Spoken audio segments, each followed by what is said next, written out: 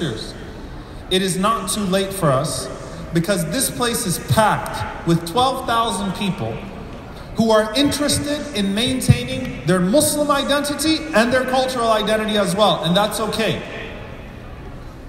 I recently wrote I co-authored, when you co-author, you get to take credit for other people's work, to a paper on ancestral knowledge. Dr. Muhammad Khalifa, Dr. Nemo, and Dr. James Wright, about how Islam and culture are meant to interact, particularly in a way that gives space for cultural resistance.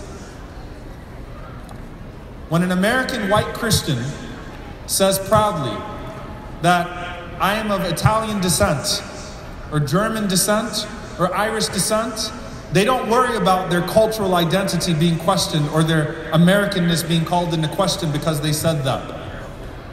You don't have to worry about that.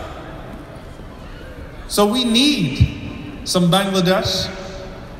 We need some Palestine. We need some Somalia. We need some of that here. We bring that, and we're proud of it.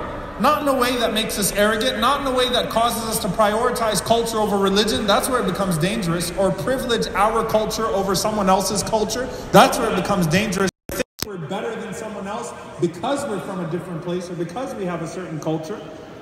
But in a way that beautifies it, that anchors it in deen, that allows for it to shine. You don't have to abandon that. That's not something that has to go. It's our priorities that we're supposed to be considering here. So where do we put our deen? Where do we put our identity? How do we preserve ourselves? And I'm going to say one last thing, inshallah ta'ala, then I need to hand it over to Imam Zayd. When organizations were formed in this country, Muslim organizations were formed in this country decades ago, the focus of those organizations was not ending Islamophobia. The focus of those organizations was showing the beauty of Islam in action and in word. That's what the focus of those organizations were. We need to fight Islamophobia. We need to fight bigotry. But let's not forget that we also have something to offer. And the best way that you resist bigotry is by being authentically you, despite bigots trying to shame you into a neutered existence in society. That's the best way you fight Islamophobia. When you don't care what they say about you, when you don't care how they say it about you, when you're not afraid to be the fullness of yourself as an individual in a community with your deen in the most beautiful way, not only that, but you're going to contribute to society. Not only that, you're going to have a big enough mouth to challenge this country to get better instead of begging to accept you. Not only that, but you're going to challenge this country with the way that it cages other people at the border and mistreats other people. Not only that, but you're going to challenge this country about how it still continues to mistreat African Americans, Muslim or non-Muslim, in the streets of the inner cities. You're going to challenge this country on its foreign policy. You're going to tell America, not only am I good enough to be a part of you, you're not being good enough right now as a country to your own citizens or to the world around you. You have to do better as a country. That's how you challenge bigotry, by not letting it faze you, by not letting it shame you.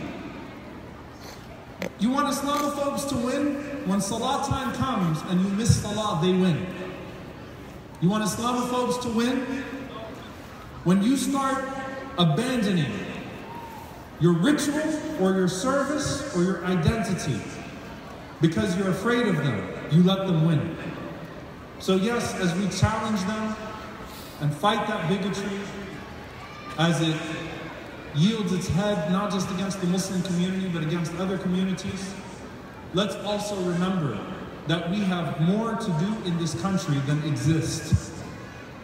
That we're not just here to fight bigotry, we're here to serve. We are here to champion.